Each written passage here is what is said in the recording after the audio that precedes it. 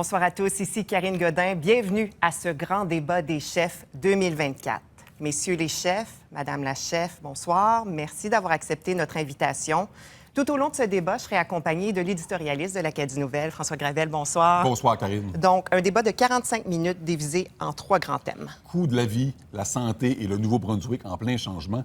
Les questions posées au chef du Parti progressiste conservateur Blaine Higgs, à la chef du Parti libéral Susan Holt et au chef du Parti vert David Coon ont été déterminées par un comité éditorial de Radio-Canada et de l'Acadie Nouvelle. En plus de pouvoir vous suivre à la télévision, vous pouvez aussi écouter ce débat sur le site web de l'Acadie Nouvelle.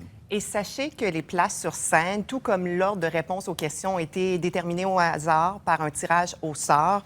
Et les chefs qui le souhaitent ce soir aussi ont accès à de la traduction. Donc, dans ce contexte-là, pour un souci de compréhension, on vous demande de ne pas vous interrompre et on va aussi éteindre votre micro lorsque ce n'est pas votre tour de parole.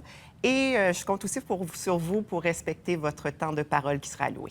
Chaque chef nous dira d'abord un mot d'ouverture de 45 secondes et nous débutons avec le chef du Parti progressiste conservateur, M. Blaine Higgs. Merci. Lors de cette élection, le choix est clair. Nous pouvons continuer à bâtir en tant que province ou revenir à l'époque où les libéraux nous faisaient tomber du précipice. Nous sommes désormais un leader en matière de croissance économique, d'augmentation de la population et d'opportunités d'emploi. Nous avons réduit de 7 en économisant 90 000 $ en intérêt cette année.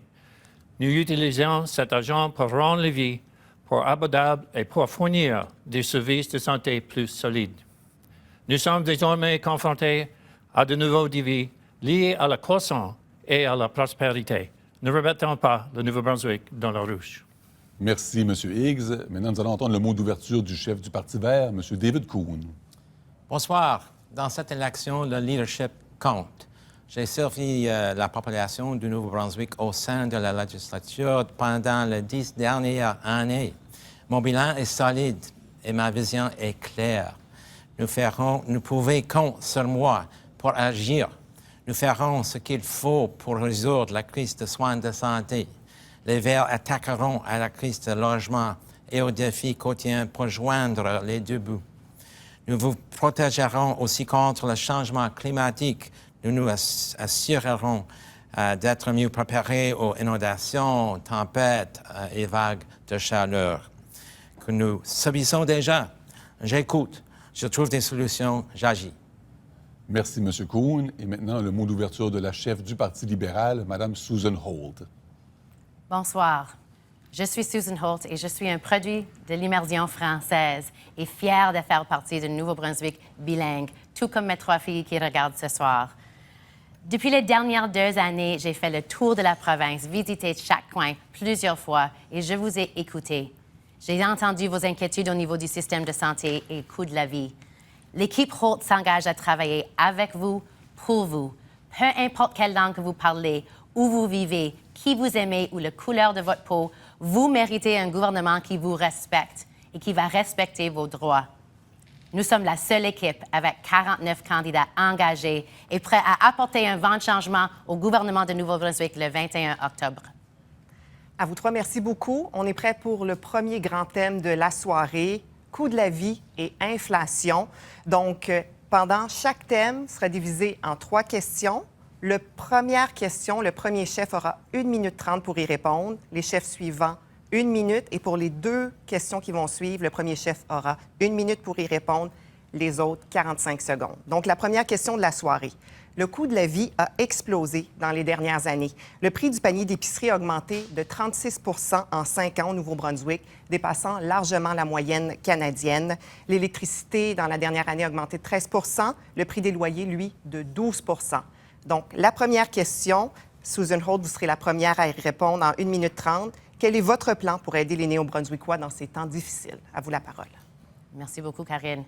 Au cours des 2 derniers mandats de M. Higgs, les impôts fonciers ont augmenté de montants incroyables, 30 à 45 Pour une femme que je parlais avec Pat Finnegan, notre candidat de Kent-Nord, juste la semaine passée, les loyers sont de plus en plus chers, avec des augmentations plus que 34 durant les derniers 4 ans.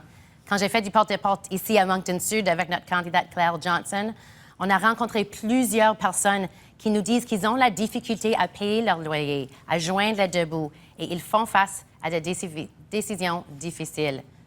L'équipe Holt, nous sommes concentrés sur vous avant tout. Alors, nous allons mettre en place un plafonnement de loyer pour assurer que être chez soi, c'est abordable. Nous allons faire une réforme complète des impôts fonciers pour que vous pouvez rester à votre maison. Nous allons éliminer la taxe provinciale sur les factures d'électricité. Ceci vous permettra d'économiser 10 % chaque mois. Nous supprimerons la taxe sur l'essence de M. Higgs de 4 cents par litre. Je vois les Néo-Brunswickois travailler très fort pour payer leurs factures. Vous méritez un gouvernement qui vous écoute et qui travaille aussi fort pour rendre la vie dans cette province plus abordable. C'est ce qui fera l'équipe Holt. Merci beaucoup, Mme Holt. Monsieur Higgs, à vous la parole. Merci. Certainly, we've looked across the province in relation to what it is costing people in every walk of life. And the idea in terms of our cost of living, the cost of transportation, is related directly to a carbon tax, a transportation fuel that is affecting every single thing that we buy. The idea of us reducing the HST is to give everyone, a homeowner, an opportunity to spend $1,000 less on tax. We've reduced the actual taxes on income tax, about $370 million. We've actually looked at, when you look at the price of homes and the inflation, we've seen that through a growth in population, 80 to 100,000 new people in our province. But the municipalities have an opportunity to reduce their tax levels, to reduce their tax rates, because we do the assessments in government.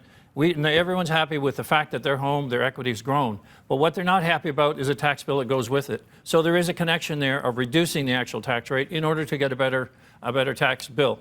And in that process, we believe that is the opportunity, and we'll address that through the fiscal reform program. Merci, M. Higgs. À vous la parole, M. Kuhn. Merci. Nous allons mettre en place un plafonnement permanent de prix de loyer afin de protéger les locataires contre les augmentations locatives inabordables. Mais pas juste pour les locataires, mais pour chaque appartement aussi. Nous allons créer un programme de soutien à l'électricité au Nouveau-Brunswick pour aider les gens à faible revenu à compenser les augmentations sans précédent des tarifs d'énergie Nouveau-Brunswick. Et finalement, nous allons fournir un prêt sans intérêt pour réduire les coûts de chauffage grâce à une meilleure isolation des thermopompes et des panneaux solaires. Moins cher, plus vert. Merci, M. Kuhn. La deuxième question, maintenant toujours sous le thème du coût de la vie et de l'inflation. Se trouver un appartement et le garder est un défi pour de nombreuses personnes. Le prix des loyers augmente plus rapidement au Nouveau-Brunswick que presque partout ailleurs au Canada. Les prix des loyers augmentent très rapidement et la tendance s'accélère. Pendant ce temps, acheter une maison devient un rêve inaccessible pour un nombre grandissant de Néo-Brunswickois. Comment comptez-vous rendre les logements plus abordables, autant dans les grands centres que dans les régions rurales? Blaine Higgs, vous avez la parole, 1 minute. Merci. In terms of getting cost control, it's providing better access to homes, building more homes. We currently have about 6,000 new units on record right now is being built, the highest start levels in the last 2 years that we've ever seen in our province. We have about 30,000 units because we're building about 6,000 a year over the next 5 years. And that's been laid out for the last month, 2 months, 3 months as a program, and we identified it a year ago. The idea in relation to that, it's kind of a duplicate of what's now been announced by the Liberal leader, Susan Holt, because it's the same program that we already have. In terms of the rent control, we have a rent control rather than a rent cap because we don't allow people just to jump the rent up because the market is so strong. We've experiencing the growth pains. That's what we're seeing in New Brunswick, something we haven't experienced for a long, long time. But we're dealing with it. We're managed through it. And we're finding a way to see record growth. We're finding a way to see record population increases. And we're also seeing inflation starting to drop, starting to improve. And once we get better rates in terms of our energy costs, we'll see a major, major improvement. Merci, M. Higgs. La parole est maintenant à M. Kuhn. Vous avez 45 secondes. C'est tellement important de mettre en œuvre un plafond des loyers afin de protéger les locataires contre les augmentations locatives inabordables. Vraiment, maintenant, je regarde à Fredericton, par exemple, les personnes sans abri qui qui sont sans-abri aux causes de l'augmentation de leur loyer inabordable. Ce n'est pas acceptable. On doit mettre en œuvre un contrôle efficace comme un plafond des loyers. Autre chose, c'est très important de donner le mandat aux sociétés de la Couronne Logement Nouveau-Brunswick d'assurer beaucoup des sources de logements abordables. Merci, M. Kuhn. Et maintenant, Mme Holt, vous avez à votre tour 45 secondes.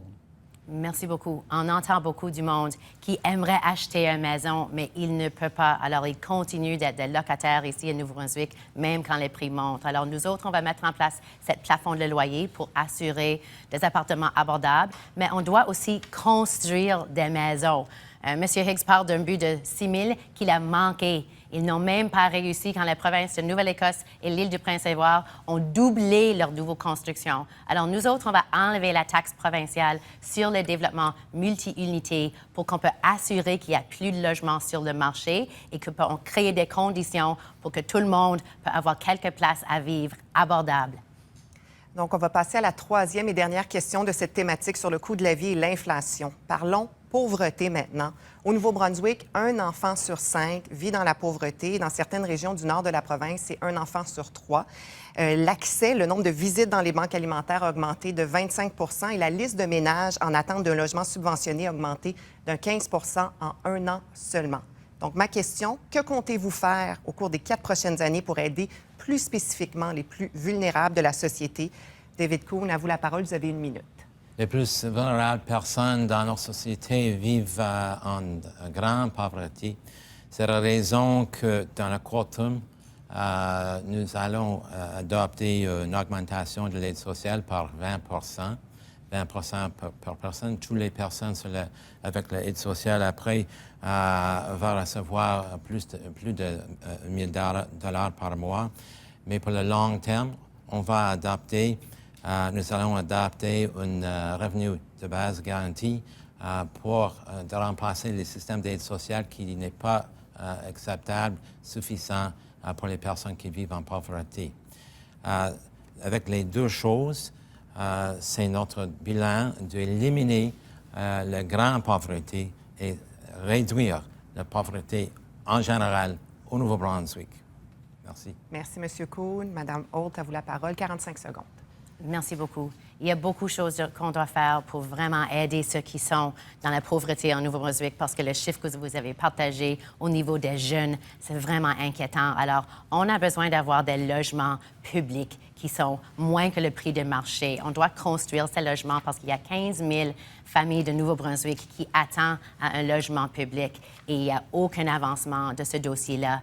Mais nous autres aussi, on entend des familles qui font des décisions difficiles du matin pour payer leur facture d'électricité ou rendre leurs jeunes à l'école avec un ventre plein. Alors, on va mettre en place un programme d'alimentation scolaire universel pour le petit déjeuner et paiement volontaire pour le repas du midi.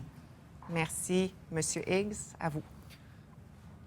Merci. Certainly, in terms of identifying the needs of certainly those that need it the most, increased minimum wage. We've certainly on the areas of spike protection I'd bring back to protect people staying in their homes. The emergency fuel and food benefit that we brought in place. We do have a rent bank to help those to be able to pay the rent. We also increase the low-income seniors benefit. So in relation to finding ways to help people, to help themselves, it's a way to find, we are building subsidized housing. We brought that back. NB housing was something that wasn't around for 40 years, and we reintroduced it 2 years ago. So the focus on getting affordable housing, the issue has been magnified, again, by our population increase and the fact that it makes affordable homes harder to get, and we have a program in place that is now building more of those that will be subsidized, so greater numbers will be housed. Merci, M. Higgs. Nous allons maintenant passer au deuxième thème de ce débat, la santé. Le nombre de Néo-Brunswickois qui affirment avoir un médecin de famille continue de diminuer. En 2017, plus de 92 % des citoyens affirmaient avoir un médecin de famille. L'année dernière, il n'était que 79 % dans cette situation. Devant une crise du système de santé et une importante pénurie de main-d'œuvre, est-ce que les Néo-Brunswickois doivent s'attendre à moins de services en santé? Et Blaine Higgs, vous avez le premier droit de parole. Vous avez 1 minute 30. Merci. I do believe that every New Brunswicker should expect access to primary care. What we know is that primary care access is changing. There are collaborative clinics, which we have 57 across the province, are being staffed in order to provide access at different levels of care. Because not every doctor wants to work the same hours, have the same patient load as they have done in the past. In relation to the scope of practice, we just recently announced an increase in that so that we'd see that the nurse practitioners, nurses can do more in their offices. We see an increase in salaries for doctors in terms of to see more patients.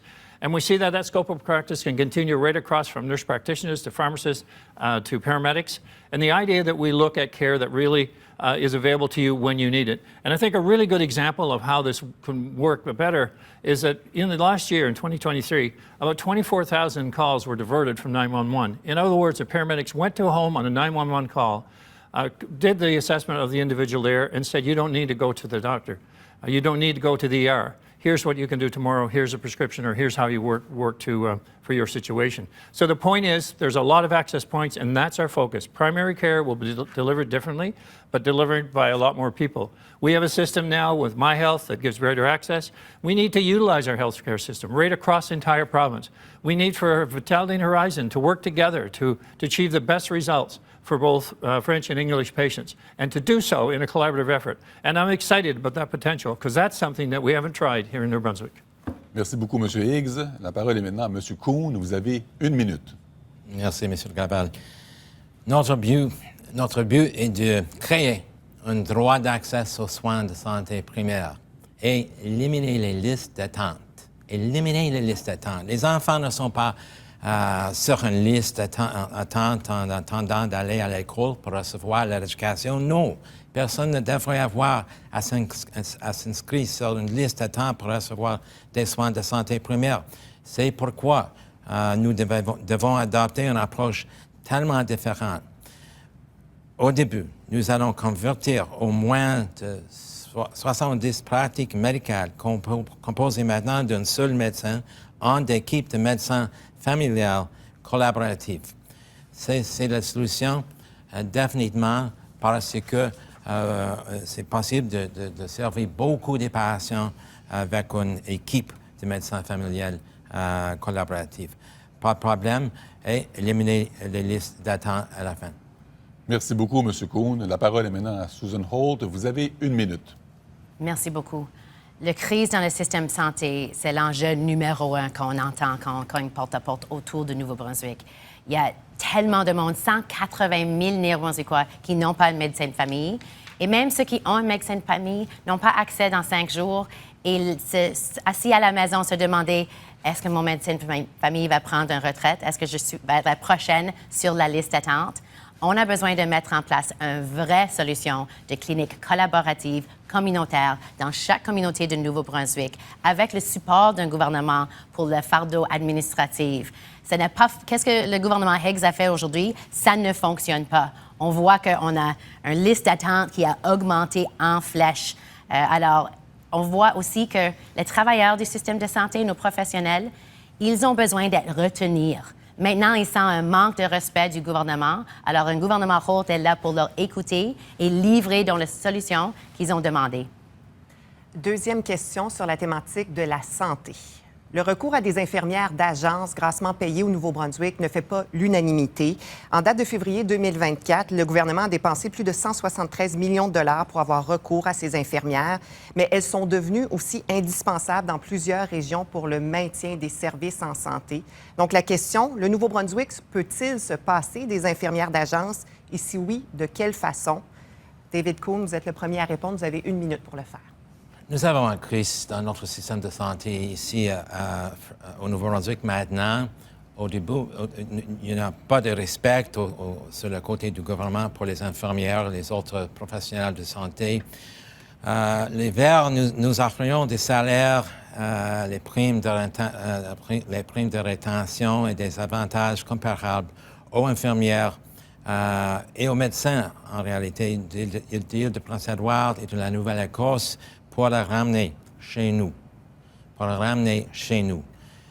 Nous offrons des bourses aussi aux gens qui étudient pour devenir infirmières et infirmières praticiens afin qu'ils n'aient pas à payer de frais de scolarité à condition qu'ils signent un contrat pour travailler pendant 5 ans au Nouveau-Brunswick pour le privilège d'avoir des bourses pour étudier ici. Merci, M. Kuhn. Madame Holt, vous avez 45 secondes.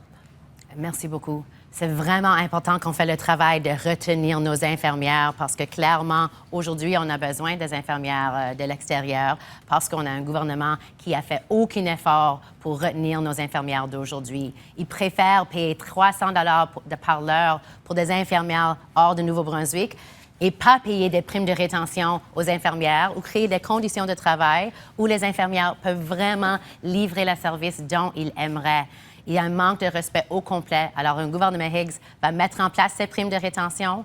On va aussi assurer les conditions de travail qui donnent l'opportunité de prendre des vacances et de choisir des shifts qui vont aider les infirmières à rester dans leur position et livrer les bons soins pour les Néo-Brunswickois.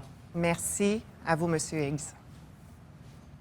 You know, of course, firstly, I'd like to start with the accurate number in relation to who's on a waiting list. We have a registered waiting list that is far, far less than what the Leader of the Opposition quotes.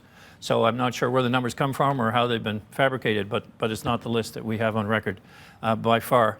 And I also like to indicate the point of hiring more nurses and also the contract. So in our case of the contract, we had a contract that made our nurses the fourth highest in the country, and it had a retention program, but it was declined. It was turned down. So it isn't about the money. It's about the working conditions. It's about different facets of what they do every day. And I'd also like to make a point about since 2018, we've increased the number of nurses studying right now. It went from like 888 to 1,647. So we've doubled the number of nurses now being trained to become nurses in the future years. And that started in 2018. Merci, M. Higgs. Toujours avec comme thème la santé. Cette année, l'hôpital Stella Maris de Kent a perdu ses lits de soins aigus en raison d'une pénurie de personnel. Aux 4 coins de la province, on voit des diminutions de services en raison de la pénurie de main-d'œuvre.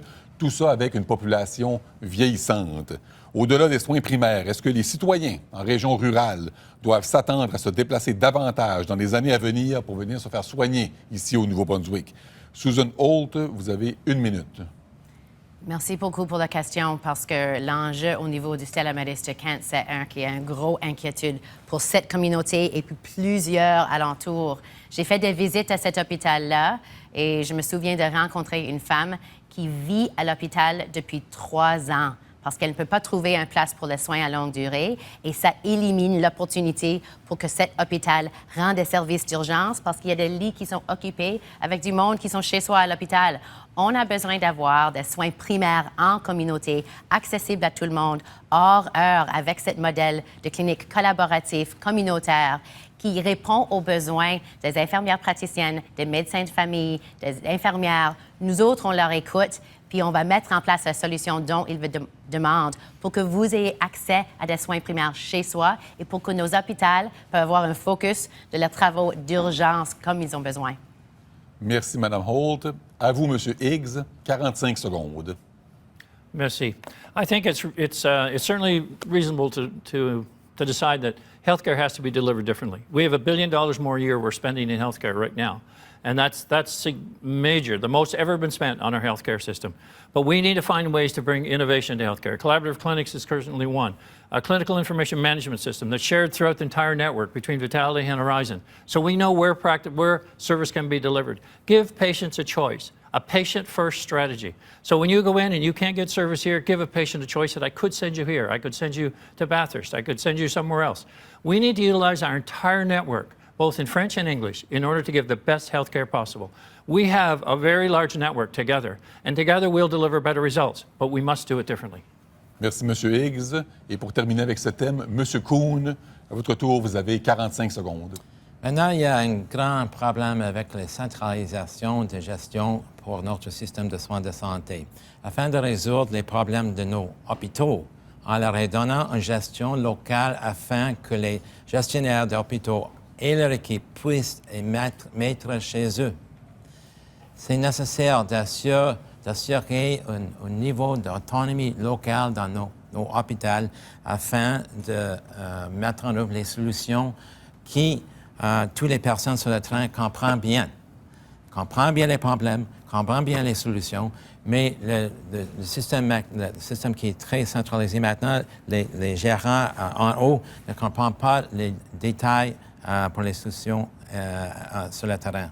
Merci beaucoup. Donc, troisième et dernier thème de cette soirée, le Nouveau-Brunswick en plein changement. Première question. La population du Nouveau-Brunswick a augmenté de près de 10 dans les 3 dernières années seulement. Ça s'explique en grande partie par l'immigration, mais aussi par le déplacement de citoyens de d'autres provinces vers la nôtre. Pendant ce temps, le poids démographique des francophones, lui, diminue.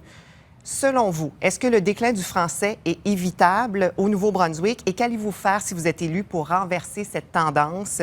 David Kuhn, à vous la parole. Vous avez 1 minute 30 pour y répondre.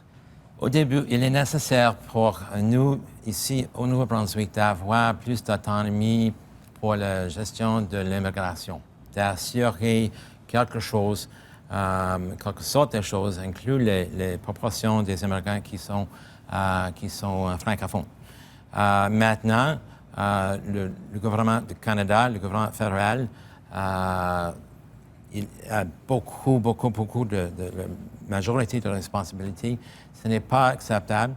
Sur le terrain, dans chaque province, il y a une situation différente comme Nouveau-Brunswick ici avec la population francophone. Donc, comme Québec, on doit avoir ici au Nouveau-Brunswick l'autorité de gérer le système d'immigration comme un partenaire avec le gouvernement fédéral, oui, mais plus d'autonomie que maintenant. Ce sera la route d'assurer la proportion des immigrants francophones et anglophones, c'est correct, et aussi d'adresser les autres choses comme les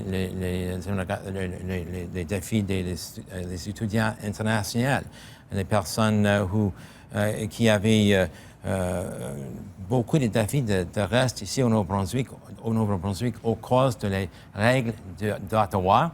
Moi, je travaille avec eux beaucoup dans mon bureau dans la circonscription. Merci. Madame Holt, à vous maintenant. Vous avez pour le faire 1 minute. Merci beaucoup. Le déclin du français au Nouveau-Brunswick, c'est quelque chose que j'entends dans des coins ici, à Dieppe, on entend parce qu'on voit le taux de la population qui change.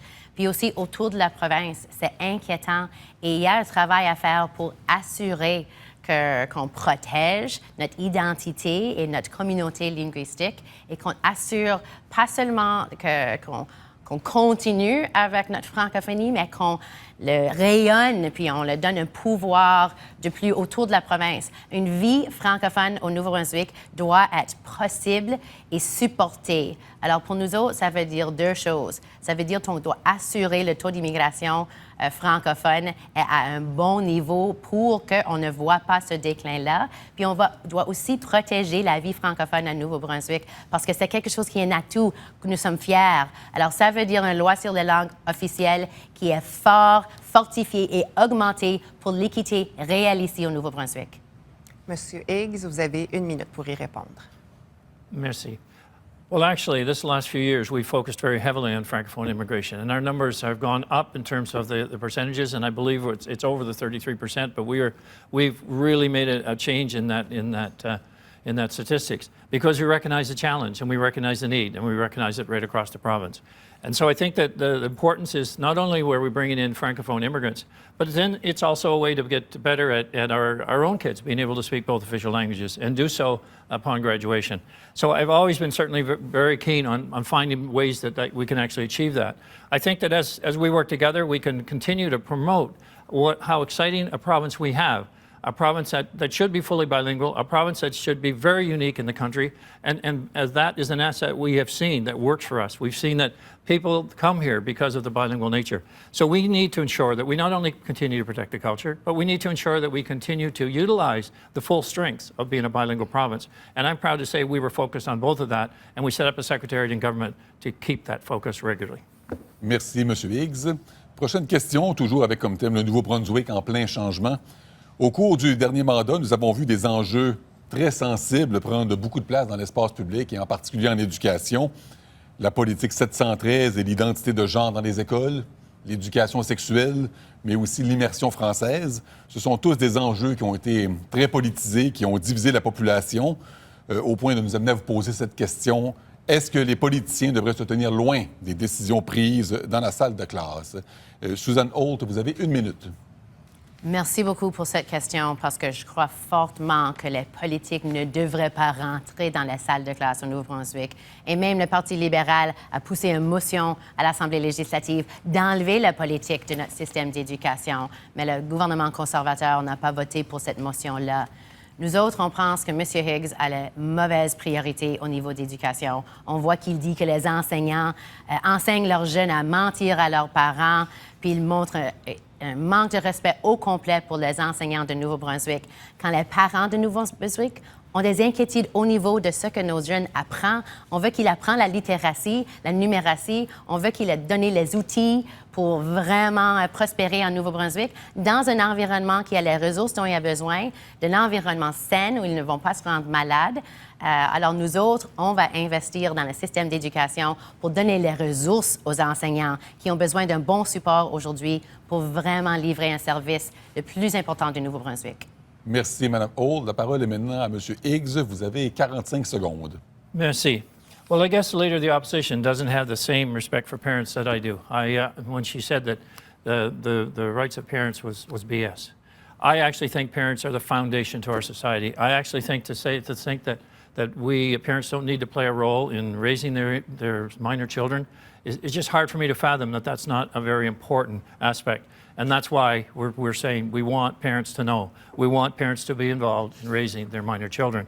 In relation to certainly the schools, I agree totally. Politicians, the political world should be out of the classroom, but that means that the classroom needs to get back to basics. We need to get back to teaching, basic courses that are allowing kids to come out with not only learning, but the ability to learn and be the best in the country. And that's a goal that we are striving for. Merci, M. Higgs. M. Kuhn, en 45 secondes. Il y a beaucoup de défis dans le système d'éducation maintenant au Nouveau-Brunswick. Beaucoup d'enjeux importants. M. Higgs a un agenda personnel. Je ne comprends pas pourquoi.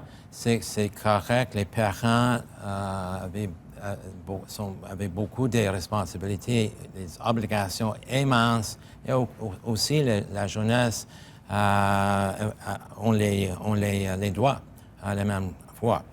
Le Parti vert va réviser la politique 713 afin d'y apporter le changement recommandé par le défenseur des enfants et de la jeunesse après beaucoup d'études.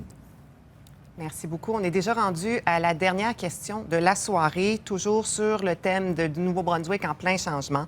Le Nouveau-Brunswick est aux premières loges des changements climatiques. Sur la côte acadienne, la mer monte, les côtes s'effritent, et ce, de Capelé en passant par le Goulet jusqu'à Campbellton. Des citoyens risquent de tout perdre si rien n'est fait. Donc, comment comptez-vous aider les citoyens et les municipalités à faire face aux effets des changements climatiques? Blaine Higgs, on va commencer par vous. Vous avez 1 minute pour y répondre. Merci. We are, in fact, doing that. We're assessing across the province the exposure of wetlands, coastlines to further erosion due to climate change and due to unplanned storms or the storm of the century. And so we've been doing that and putting in rock walls and continuing to look at where people build and how they build and changing that whole focus at the risk that's greater. Certainly the issue that's foremost is the connection too with Nova Scotia and the discussions that's been going on there, because we believe and we understand that climate change is real.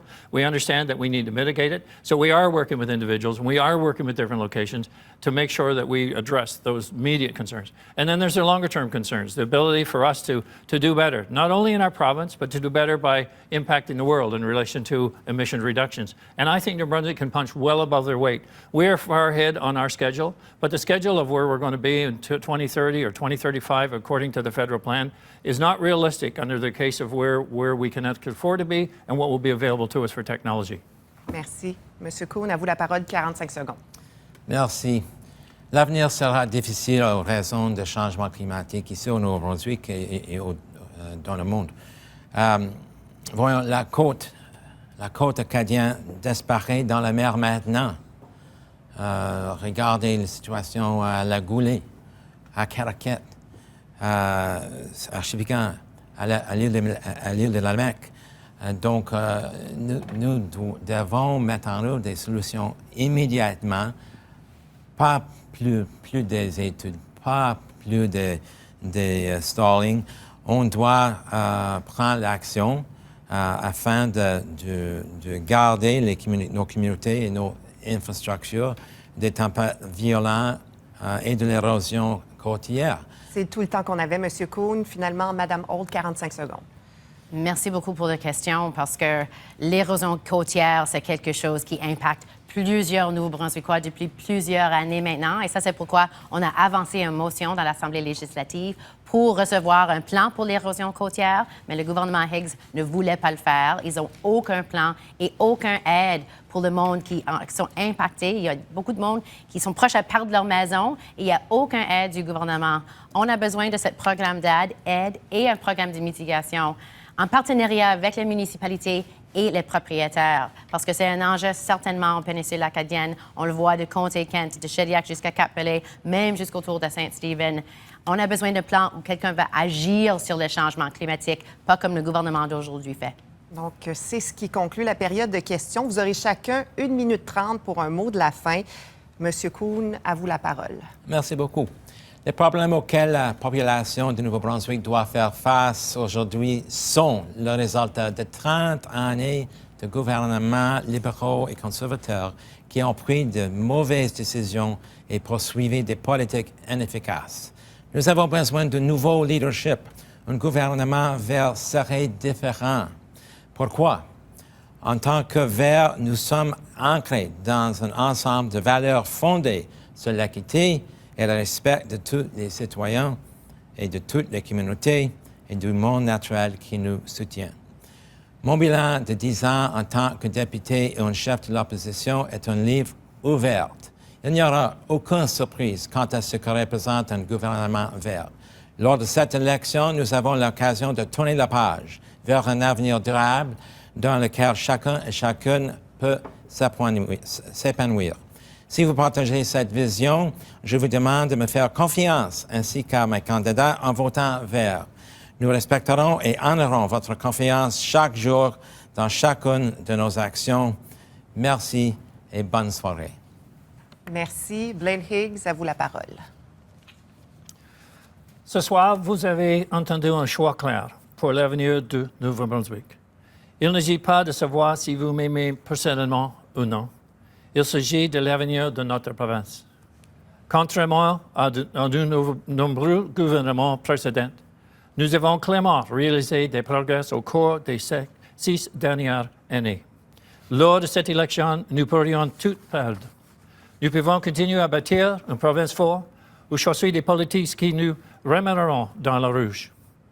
Le 21 octobre, nous voulons élire des candidats PC à travers la province.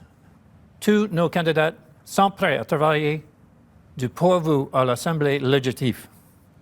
Je veux lancer un appel spécial aux lecteurs du nord de Nouveau-Brunswick. Nous avons besoin de vos voix à la table du gouvernement. Continuons à bâtir une province forte. Merci. Bonne soirée. Madame Holt, à vous maintenant. Il n'a jamais été aussi clair que le Nouveau-Brunswick est prêt pour un changement.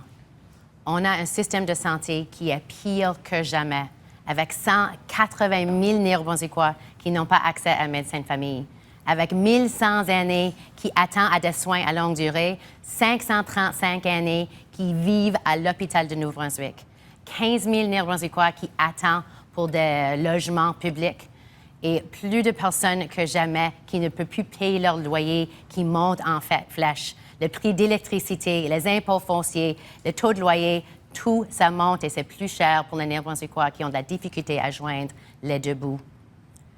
Un gouvernement Holt créera au moins 30 cliniques de soins communautaires collaboratifs proches de chez soi où vous pouvez recevoir les soins dont vous avez besoin au moment que vous avez besoin. On va réduire vos factures en enlevant la taxe provinciale de 10 de les factures d'électricité qui vous sauve de l'argent à chaque mois. On va faire une réforme au complet du système d'impôts fonciers, puis on va aussi mettre en place un plafonnement de loyer, puis un programme d'alimentation scolaire universel. Le 21 octobre, vous allez avoir un choix clair à faire. Monsieur Higgs et ses mauvaises priorités ou une équipe de 49 axée sur vous avant tout. On va apporter un vent de changement au gouvernement Holt, alors j'espère que vous voterez pour l'équipe Holt. Donc, c'est ce qui met fin à ce grand rendez-vous des chefs 2024. Blaine Higgs, Susan Holt, David Kuhn, merci beaucoup pour votre participation, de vous être prêté à l'exercice. François Gravel, toujours un plaisir. On va continuer de vous lire dans l'Acadie Nouvelle. Et de notre côté, le prochain grand rendez-vous, 21 octobre prochain, pour la soirée électorale néo-brunswickoise. Et d'ici là, continuez de nous suivre au quotidien dans cette campagne électorale néo-brunswickoise sur toutes les plateformes de Radio-Canada Acadie. Ici Karine Godin, je vous souhaite une excellente soirée. Au revoir.